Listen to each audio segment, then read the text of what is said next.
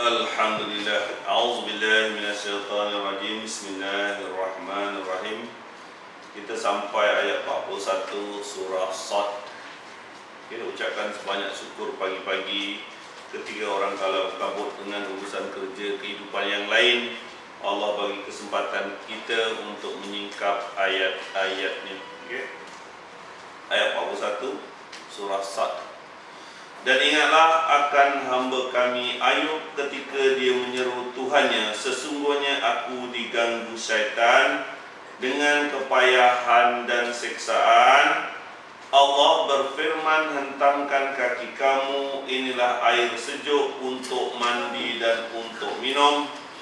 Dan kami anugerahi dia dengan mengumpulkan kembali keluarganya, dan kami tambahkan kepada mereka sebanyak mereka pula sebagai rahmat dari kami dan pelajaran bagi orang-orang yang mempunyai fikiran. Ambillah dengan tangan kamu seikat rumput dan pukullah dengan itu, dan janganlah kamu melanggar sumpah. Sesungguhnya kami dapati Ayub adalah seorang yang sabar. Dia adalah sebaik-baik hamba. Sesungguhnya dia amat taat kepada Tuhannya. Right. Apabila sebut dekat sini ayatnya, sesungguhnya kami diganggu syaitan, Allah berfirman, hentamkan kaki kamu dengan air sejuk dan sebagainya begini. Kita terpaksa bergantung dengan cerita-cerita Israiliyat, sebab ayat Al-Qurannya itu sahaja. Alright. Ayat Al-Qurannya itu saja, tetapi Allah rakamkan dalam surah Al-Anbiya, iaitu ayat 83. Cuba tengok surah yang ke-21, surah Al-Anbiya. Ini kisah Nabi Allah Ayub yang menyokong kisah ni, alright. Dan ingatlah ketika Ayub, ingatlah kisah Ayub ketika dia menyeru Tuhannya, ya Tuhanku, sesungguhnya aku telah ditimpa penyakit, dan Engkau adalah Tuhan yang maha penyayang di antara semua penyayang. Sesungguhnya aku ditimpa penyakit, berarti Nabi Allah Ayub ditimpa penyakit. Alright. Dan kami pun memperkenankan seruannya itu, lalu kami lenyapkan penyakit yang ada padanya, dan kami kembalikan keluarganya kepadanya, dan kami lipat gandakan bilangan mereka sampai sebagai satu rahmat dari sisi kami, dan untuk menjadi peringatan kepada bagi semua yang menyembah Allah. Tengok. Lalu kami lenyapkan penyakit itu kepadanya, kembalikan keluarganya. Daripada ayat Al-Quran ini jelas bahawa Nabi Allah Ayub terkena penyakit yang menyebabkan keluarganya meninggalkannya. Kemungkinan besar ini adalah penyakit-penyakit yang berjangkit. Kita pun tak tahu, macam Ebola ke zaman dulu ke, ataupun penyakit-penyakit lain yang menjangkit, yang boleh berjangkit. Akibatnya Nabi Allah Ayub ditinggalkan oleh keluarganya. Dalam cara mengatakan isterinya juga meninggalkan dia. Kita jangan lupa kita memperbincangkan surah Sad, yaitu surah yang Allah turunkan untuk mengingatkan pada Nabi Muhammad SAW, wahai Rasulku, sabarlah kamu terhadap orang-orang kafir Quraisy Mekah yang memulaukan menyiksa dan membunuh sebagian daripada pengikut kamu. Sabar saja. Okay? Allah bagi contoh sebelum ini, yaitu kisah Nabi Allah Daud dan juga Nabi Allah Sulaiman. Mereka mempunyai tentera, dia adalah raja, dia dah rasul yang kuat, dia pun diuji dan mereka adalah orang yang taat. Sekarang ini Allah bagi contoh yang setentangnya, yaitu ingatlah wahai Rasulku bahawa ada rasul yang sebelum kamu, dia bukannya ada raja, bukan ada sebagai tentera, tetapi dia juga melarat, diuji dengan Allah dengan penyakit. Sabar. Berarti bukannya semua rasul itu sebagai raja gagah perkasa. Ada yang Allah uji dengan penyakit, sampaikan ditinggalkan keluarganya, terkapai-kapai sendiri Nabi Allah Ayub menghadapi penyakit. Itu asal surah. Okay? Dan kadang-kadang kisah Nabi Allah Ayub dengan ceritanya penyakit ini Kadang-kadang lebih baik kita terima apa yang ada di dalam Al-Quran seperti mana para sahabat menerima Al-Quran pada masa waktu itu. Mereka tidak ada masa untuk menyingkap, mentafsir ayat-ayat Al-Quran ini. Para sahabat dahulu terima ayat Al-Quran itulah yang dia bacakan. Faham? Dia tidak adalah tanya kepada orang Bani Israel, wahai Bani Israel, dalam Al-Quran disebut bahawa Allah laknat mereka yang melanggar hari Sabtu jadi kera. Dia tak tanya kepada orang Israel. Dia tak tanya kera yang ada ni asalnya manusia itu ke? Atau orang tu jadi kera tumbuh bulu dan sebagainya. Tidak. Para sahabat terima apa yang daripada Al-Quran, apa yang ada itulah. Sebab bila bertanya dengan orang Bani Israel ni ada yang telus dan sebahagian yang menyembunyikan ayat-ayat Allah. Bila tanya mereka, melencong jawapannya. Kadang-kadang kita perlu seperti mana Isra' Mi'raj. Biarlah kita beriman seperti mana imannya Abu Bakar. Apabila dikatakan Nabi Muhammad SAW berjalan daripada Mekah ke Masjidil Aqsa, naik ke langit, patah balik pada satu malam yang sama, Abu Bakar berkata, lebih daripada itu pun aku percaya. Nah, Abu Bakar tidak bertanya Rasulullah naik apa, naik burung borak ke, naik kapal terbang ke, tak perlu. Hanya ulama-ulama kemudian saja yang mentafsirkan. Dan awak jangan lebih sangat dalam mentafsir ayat-ayat Al-Quran ini sehingga lupa pula tujuan ayat Al-Quran itu sendiri. Bila naik burung borak, mulalah. Mesti burungnya besar. Kalau tak nak terbang jauh, 7,000 kaki kepaknya. Habis tingginya macam mana Nabi naik atas, mulalah naik tangga lah dan sebagainya. Mulalah cerita-cerita baru yang tidak menambahkan iman sedikit pun pada kamu. Jadi jangan lebih sangat dalam mengulas ayat-ayat Al-Quran. Kadang-kadang ada baiknya kita ambil daripada yang asas. Apa yang Allah turunkan kepada Rasulnya kita terima. Ingat ayat 41. Dan ingatlah hamba kami Ayub ketika dia menyeru Tuhannya, sesungguhnya aku diganggu oleh syaitan dengan kepayahan dan siksaan. Allah berfirman, hentamkan kaki kamu, inilah air sejuk untuk mandi dan untuk minum. Tadi penyakit, lalu Allah berfirman kepada Nabi Ayub, hentakkan kaki, keluar air, ambil air untuk mandi dan untuk minum. Pulih penyakit Nabi Ayub. Faham? Faham? Alright. Selepas pulih, dan kami anugerahi dia dengan mengumpulkan kembali keluarganya. Berarti sesudah mandi dan minum air yang keluar daripada bumi, selepas Nabi Allah Ayub hentak kaki pada bumi tadi, dia pulih penyakit. Alright. Dalam mengulas ini, ada saja orang-orang yang hampir cenderung kepada kesesatan. Kalau tengok ni, hentamkan kaki, keluar air sejuk, mandi dan minum. Para kahin bomoh ni, ustaz. Tengok, Nabi Allah Ayub tak payah makan Panadol, ubat-ubat apa pun, air sejuk je. Jadi ini air sejuk lah, aku dah baca sama je. Puan boleh berikan. Betapa orang yang cenderung kepada kesesatan itu mengambil ayat-ayat Al-Quran itu, menyesatkan ayat-ayat, menyesatkan orang lain untuk kepentingan diri sendiri. Nak jual air 10 sen, dijual RM100. Tengok air Nabi Allah Ayub, air sejuk je. Bukan kopi O pun. Bukan Panadol, bukannya ada kimia, tak ada. Air sejuk, mandi, minum, baik. Jadi ini air aku dah baca ni, air mineral ni, ini boleh penyakit barak, tahap ketiga pun boleh baik, sakit amar, sakit kencing manis, kecuali mati je. Betapa orang ambil kesempatan. Dia lupa bahawa yang hentamkan kaki kamu, ambil air, minum dan mandi itu adalah perintah dari Allah. Cuba awak hentamkan kaki awak, keluar tak air daripada dalam bumi. Keluar ada pipe tadi. Jadi itu adalah orang yang condong kepada kesesatan. Ada juga orang yang melampau sangat. Dia mengatakan ketika Nabi Allah Ayub ni sakit kulit yang melampau, sampaikan kepalanya ni ada ulat. Begitu sekali dahsyat. Jadi ketika Nabi Allah Ayub sujud, dia kata, okay?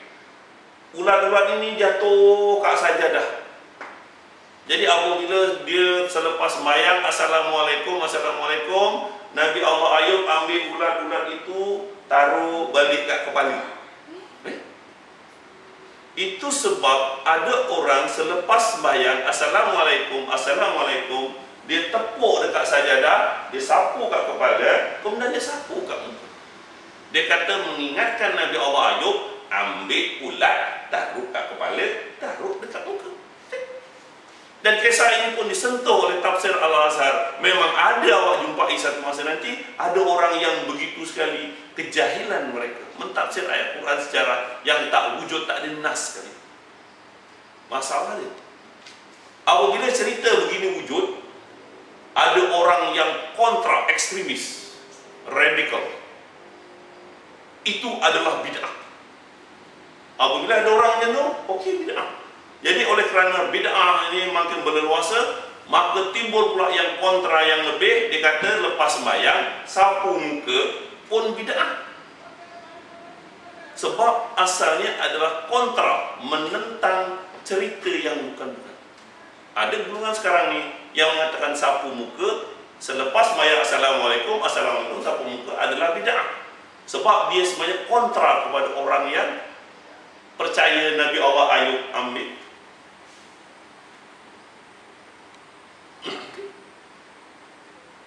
Bagi saya ikut Mekah Madinah. Saya percaya orang Mekah Madinah ini lebih baik dalam hal fiqh, pelaksanaan peraturan Allah. Lepas sembahyang tak ada sapu muka. Tapi kalau awak nak sapu muka sekalipun, sukacita awak tak jadi bid'ah, tak jadi perkara besar. Saya tidak sapu sebab Mekah Madinah begitu. Saya lebih suka mengikut orang-orang Mekah Madinah. Saya percaya dia lebih baik dalam amalan mengikut Al-Quran. Dia lebih hampir kepada Rasul berbanding dengan kita yang cuma baca Yasin malam Jumaat yang tak faham terjemahan Al-Quran. Tapi oleh kerana kontra, dia kata sapu muka beda. Ada macam-macam awak jumpa. Ada orang lepas sembahyang Assalamualaikum, dia sapu muka seluruh badan, dia tekuk dekat pinggang 2 kali. Dia kata supaya jangan sakit pinggang. Sebab kat Malaysia ni orang obesity, banyak orang sakit pinggang. Kaki pinggang tak mampu menampung berat badan. Dulu tak wujud. Sakit pinggang, sakit lutut ni tak wujud. Kat Malaysia tahun 70-an, orang kurus-kurus tak wujud. Jadi ada banyak cerita yang bukan-bukan, yang tidak ada nas yang awak tinggalkan. Kalau awak tak nak sakit pinggang, okey, yang pertama, buang berat badan awak, exercise apa yang patut, makan ubat yang secara rasionalnya boleh memberi bekas kepada sakit pinggang dan sebagainya. Okay? Awak nak doa, ya Allah, Tuhanku, hilangkan sakit pinggangku. Itu. Alright? Kita tak nak ada cerita yang bukan-bukan sehingga kamu lupa akan ayat Al-Quran itu sendiri. Faham? Cuba tengok. Dan Allah berfirman, hentangkan kaki kamu, inilah air yang sejuk untuk mandi dan minum. Kami anugerahi dia dengan mengumpulkan kembali keluarganya. Berarti selepas Nabi Allah Ayub minum air dan mandi ini, Allah pulihkan dia daripada penyakit yang dahsyat tadi. Sampaikan anak isteri tinggalkan. Barangkali satu penyakit yang bahaya, macam Ebola, itu kita tak tahu Allah penyakit apa. Dan kami tambahkan kepada mereka sebanyak mereka pula sebagai rahmat kami dan pelajaran bagi orang-orang yang mempunyai fikiran. Lihat ayat 44. Dan ambillah dengan tangan kamu seikat rumput, pukullah dengan itu, dan janganlah kamu melanggar sumpah. Sesungguhnya kami dapati Ayub adalah orang yang sabar. Dialah sebaik-baik hamba, sesungguhnya dia amat taat kepada tuannya. Ambillah dengan tangan kamu seikat rumput. Lagi sekali, ayat ini je yang turun. Jadi terpaksa tanya kepada orang-orang Bani Israel, orang-orang yang lebih dahulu, cerita apa cerita di segenggam rumput. Para sahabat tak tanya, tapi bila ulama-ulama kemudian selepas beratus tahun, jadi orang cuba mengkaji apa kandungan Al-Quran, nak tahu apa benda segenggam rumput. rumput yang Allah perintahkan kepada Nabi Ayub pukul dengan segenggam rumput. Dalam cara mengatakan Nabi Allah Ayub bersumpah, dia marah kepada istrinya, aku bersumpah kalau aku baik nanti ditinggalkan, aku akan pukul engkau 100 kali. Itu sumpah dia. Itu sumpah Nabi Allah Ayub kepada istrinya. Apabila dia baik, istrinya dah baik balik, ini perintah dari Allah, jangan pukul 100 kali. Ambil segenggam rumput, pukul sayang. Pukul sayang kepada istri. Daripada ayat Al-Quran ini ada banyak perkara yang kita boleh ambil iktibar. Yang pertama, jangan kamu bersumpah, bernazar dalam hal-hal yang bertentangan dengan agama. Jangan kau bersumpah, bernazar yang sumpah aku tak nak tegur engkau sampai mati. Jangan. Sumpah demi Allah, aku tak akan bantu engkau kalau engkau dalam kesusahan. Jangan. Tak ada sebab untuk kamu benci sampai begitu tahap sesama manusia. Allah pun ampuni dosa makhluk. Nabi pun sayang umat. Ketika Rasulullah SAW sampai ke Mekah, ada 13 orang yang jatuh hukum bunuh, Rasulullah ampuni kecuali 5 orang saja. Itu pun kesalahan demi keadilan yang Rasulullah jatuhkan hukum bunuh kepada 5 orang daripada 13 orang selepas Rasulullah menawan Mekah pada awal tahun ke-8 Hijrah. Jangan kamu bernazar benda yang tidak ada manfaat. Jangan kamu membenci manusia lain. Jangan kamu membenci manusia sampai begitu dahsyat. Ikrimah bin Abu Jahal itu antara salah seorang yang jatuhkan hukuman bunuh, dan juga Ibnu Muawiyah Ibnu Rabi'ah itu adalah antara orang yang jatuh bunuh. Rasulullah ampunkan dia, maafkan dia. Akhirnya keduanya menjadi pejuang agama dan gugur syahid di Jordan katanya, dalam peperangan yang begitu dahsyat dalam tentera Kristian. Jadi kita tak tahu bahawa orang yang kita benci pada hari ini barangkali adalah orang yang paling kita sayangi di kemudian hari, dan kita pun tak tahu orang yang paling kita sayangi pada hari ini barangkali menjadi orang yang paling benci pada satu ketika nanti. Oleh sebab itu, janganlah kamu benci dengan melampau. Jangan kamu sayang dengan melampau sangat.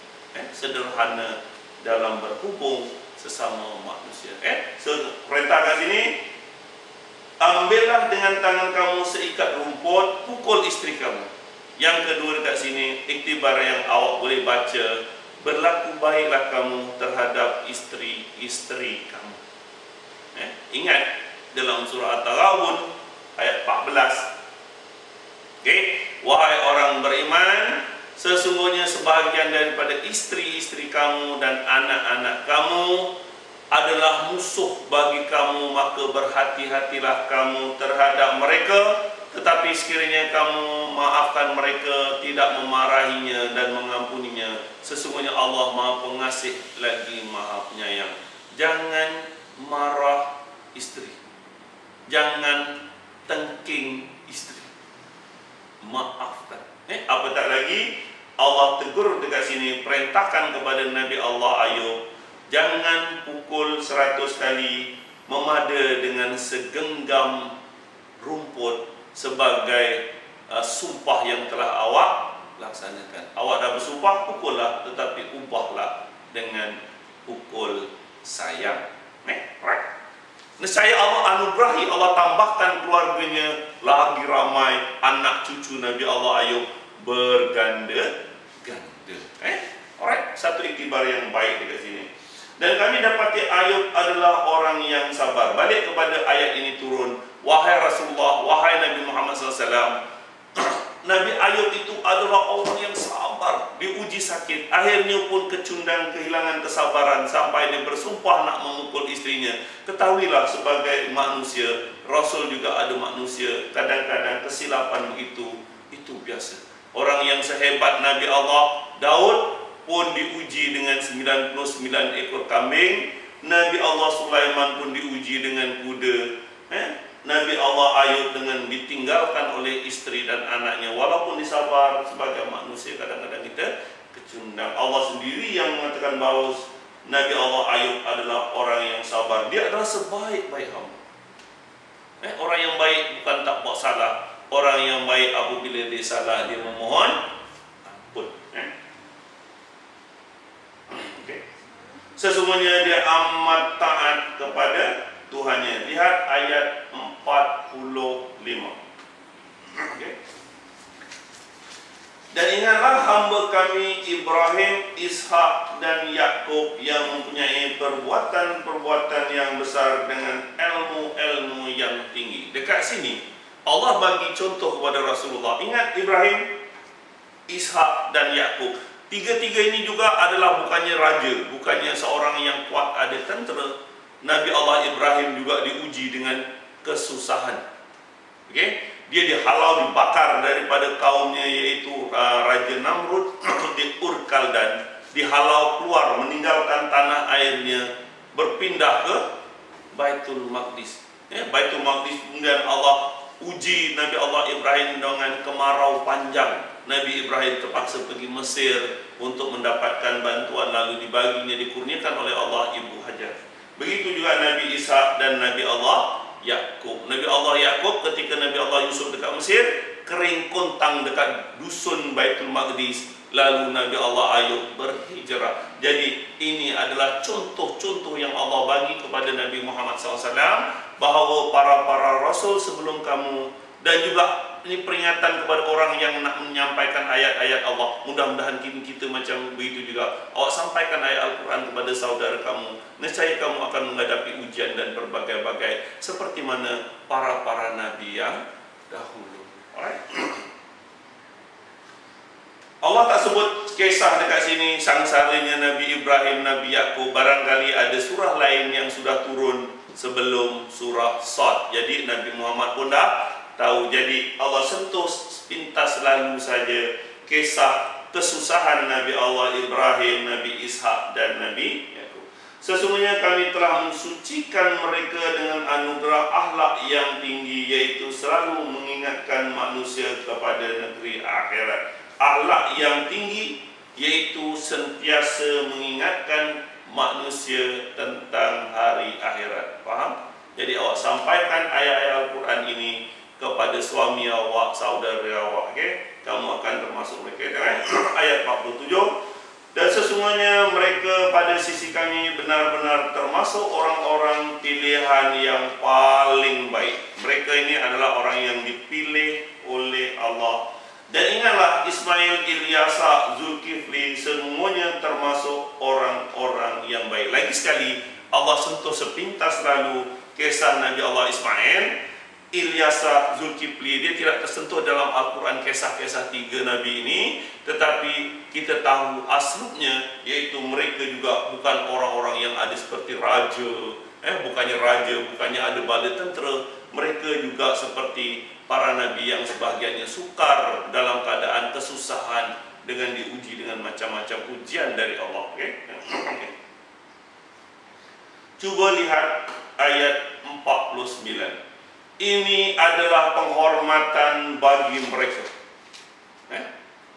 Sanjungan Allah kepada para rasul itu adalah sebagai penghormatan kerana ketaatan dan kesabaran para nabi itu. Dan sesungguhnya bagi orang yang bertakwa benar-benar disediakan tempat kembali yang baik.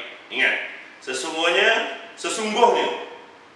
orang yang bertakwa berarti ini terbuka untuk kita.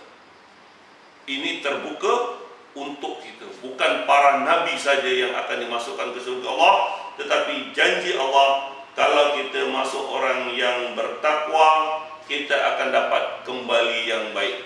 Mudah-mudahan kita faham Al-Quran dan kita bertawakal kepada Allah dan beramal mengikut apa yang diperintahkan oleh Allah. Mudah-mudahan kita akan dibangkitkan bersama dengan para rasul, para anbiya, para syuhada, dan para orang yang mendapat rahmat Allah.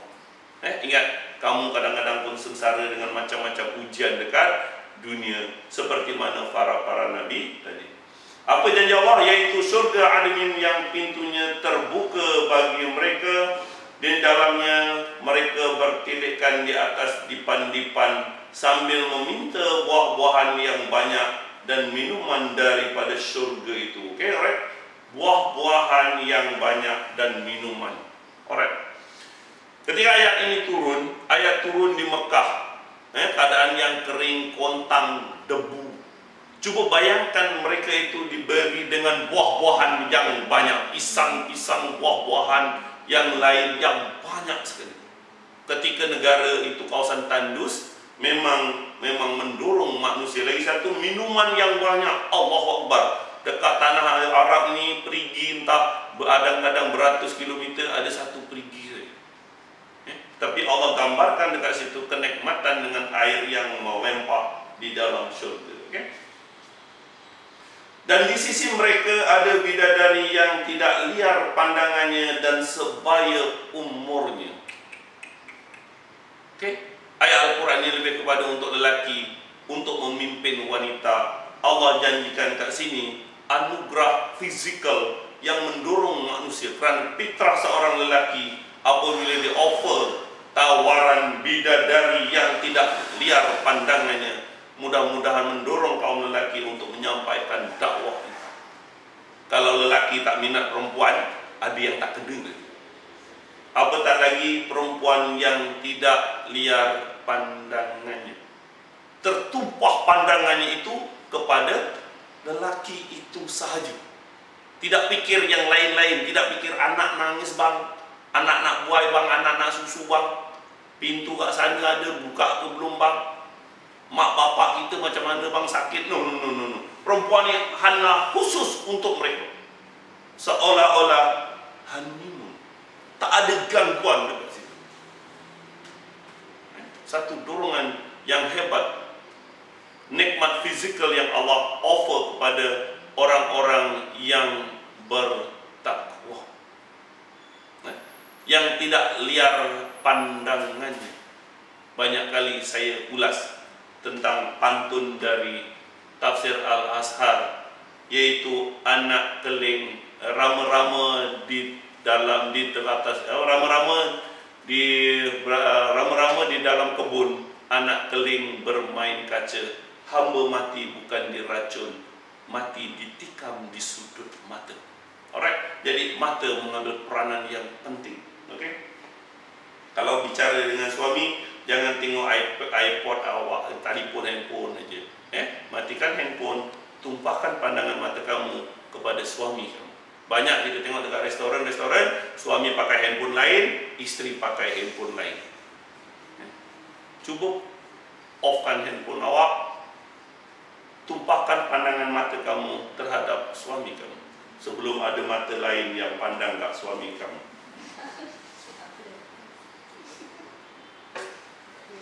Ini adalah apa yang dijanjikan kepada kamu pada hari berhisab. Sesungguhnya dia adalah benar-benar rezeki bagi kami dan tidak ada habis-habisnya. Orang honeymoon seminggu, 2 minggu, lepas tu balik kerja balik. Dah sibuk, anak-anaknya bawa masuk kerja balik, apa benda kerja balik. Tetapi nikmat yang Allah bagi, buah-buahan, air, isteri perempuan yang cantik ini, tidak ada habis-habisnya. Honeymoon sepanjang masa di syurga.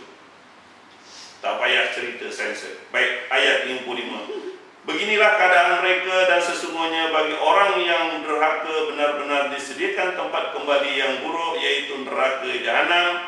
Mereka masuk ke dalamnya, amat buruk neraka jahanam bagi tempat tinggal. Dan ini adalah azab neraka, biarlah mereka merasakannya, minuman air yang sangat panas dan air yang sangat dingin, dan azab yang lain yang serupa dan berbagai-bagai macam.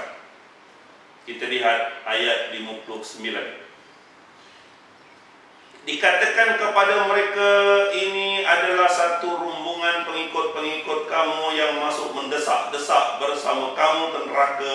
Berkatalah pemimpin mereka yang derhaka, tiadalah ucapan selamat datang kepada mereka, kerana sesungguhnya mereka akan masuk neraka. Pengikut-pengikut mereka menjawab, sebenarnya kamulah, tiada ucapan selamat datang bagi kamu. Kamu adalah telah menjerumuskan kami ke dalam azab, amat buruk jahanam bagi tempat menetap. Mereka berkata, ya Tuhan kami, barang siapa yang menjerumuskan kami ke dalam azab ini, maka tambahkanlah azab kepadanya dengan berlipat ganda dalam neraka jahanam. Ayat ini banyak kali diulang, yaitu guru menyesatkan murid kamu, jangan main ikut sahaja. Baik-baik belajar dengan guru. Baik-baik belajar dengan guru.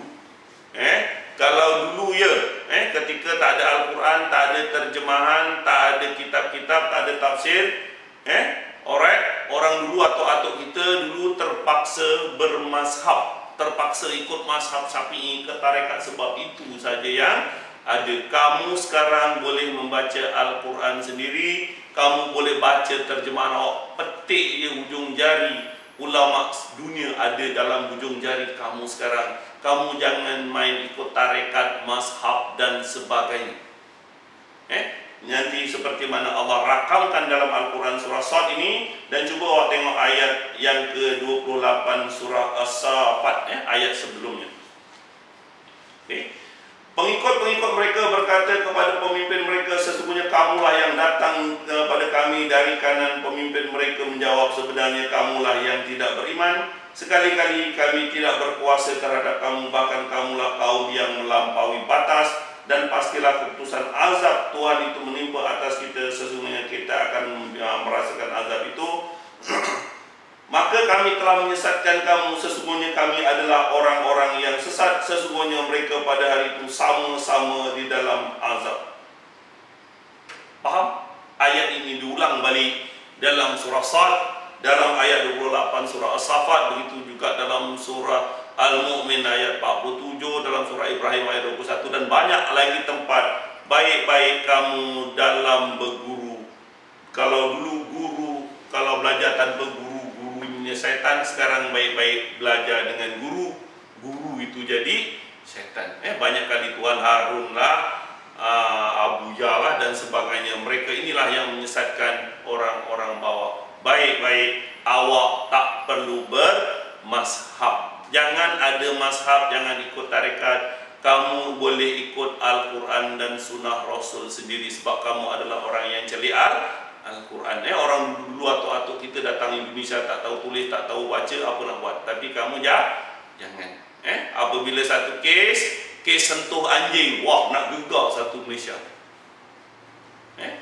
Padahal sentuh perempuan masuk anugerah gemilang. Tak ada siapa yang mengatakan haram pula laki perempuan berlakon. Soal sentuh anjing dibesar-besarkan bagai narak. Padahal hanya mazhab Imam Syafi'i. Imam Hambali terbalik daripada Imam Abu Hanifah daripada Turki, mereka bela anjing tak jadi masalah. Sahabat yang daripada dekat Saudi, mereka pun bela anjing pun tak jadi masalah. Kata Imam Anas bin Malik berpandukan dengan ayat yang keempat daripada surah Al-Ma'idah, dan binatang apa yang diterkam oleh binatang buruan yang kamu ajar halal bagi kamu. Berpandukan ayat yang keempat surah Al-Ma'idah, binatang yang diterkam oleh anjing mati, bukan sekadar tak payah basuh 7 kali, tetapi tak payah sembelih, makan terus, tak jadi masalah. Itu pendapat Imam Anas bin Malik. Tetapi apabila kamu bermazhab, kisah anjing je, pegang anjing, nak rubuh satu negara, seolah-olah kalau pegang anjing jadi murtad. Tetapi apabila yang duduk ke atas mereka orang yang pejuang-pejuang mazhab, tak nampak ayat Al-Quran, kamu jangan jangan kamu disesatkan oleh orang-orang yang jahil Al-Quran. Tinggalkan pendapat begitu. Alright, jadi baik-baik tentang guru menyesatkan murid tadi. Cuba kita lihat surah As-Safat juga, ayat 139. Tadi Allah rakamkan dalam surah Sad, yaitu ujian kepada para nabi, Nabi Sulaiman, Nabi Daud, Nabi Ayub. Tapi kita tengok ayat 140. 39. Sesungguhnya Yunus benar-benar salah seorang daripada Rasul. Ingatlah ketika lari dari ke kapal yang penuh muatan, kemudian dia ikut berundi, lalu dia termasuk orang-orang yang kalah dalam undian, maka dia ditelan oleh ikan besar dalam keadaan tercela. Dan kalau sekiranya tidak termasuk orang-orang yang banyak mengingati Allah, nescaya dia akan tetap tinggal dalam perut ikan itu sampai hari berbangkit. Kemudian kami lemparkan dia ke daerah yang tandus, sedangkan dia dalam keadaan sakit. Kami tumbuhkan untuk dia sebatang pokok dari jenis labu. Kami utuskan dia kepada 100,000 orang atau lebih, lalu mereka beriman. Kerana itu kami anugerahkan kenikmatan hidup kepada mereka sehingga waktu yang tertentu. Allah rakamkan dalam surah As-Saffat ini ujian, bukan ujian tapi sebagai sedikit hukuman kepada Nabi Allah Yunus kerana lari dari tugas. Keadaan aslub yang berbeza. Dia uji oleh Allah begitu dahsyat. Nabi Allah Yunus lari daripada tugas, naik kapal. Pukul gelombang, kapal nak tenggelam. Okey, kita buang barang-barang yang tak penting. Masih lagi bahaya. Salah seorang daripada kamu kena terjun. Undi Nabi Allah Yunus lah yang kena terjun, lalu ditelan oleh ikan yang besar. Faham? Jadi walaupun Allah uji Nabi Allah Yunus dekat sini, tapi bentuk aslub yang berbeza. Itu sebabnya kisah Nabi Allah Yunus ini tidak terdapat dalam surah Sad, tetapi dalam surah As-Saffat. Kadang-kadang kita nak tahu tujuan surah itu sendiri, tujuan ayat Al-Quran itu sendiri. Mudah-mudahan kamu boleh faham. Alright, setakat ini kita dah ada 3 kuliah dalam surah Sad. Ada beberapa ayat yang akhir itu tolong baca sendiri. Sekarang ni insyaAllah kalau kamu mengikuti kuliah daripada awal, kisah Nabi Allah Daud, kisah Nabi Allah Sulaiman, Nabi Allah Ayub ini, kamu akan faham Al-Quran insyaAllah, sebab kita dah terangkan. Jangan awak tinggalkan, ulang balik surah Sad ini, kamu akan faham seluruh surah itu. Yang lain awak cuma baca untuk melengkapkan sahaja.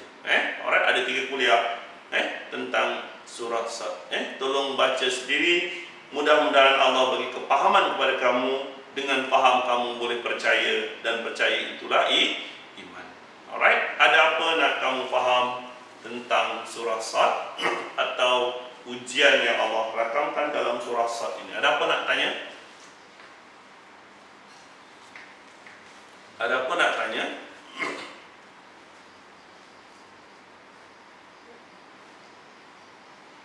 Tak ada? Semua dah faham?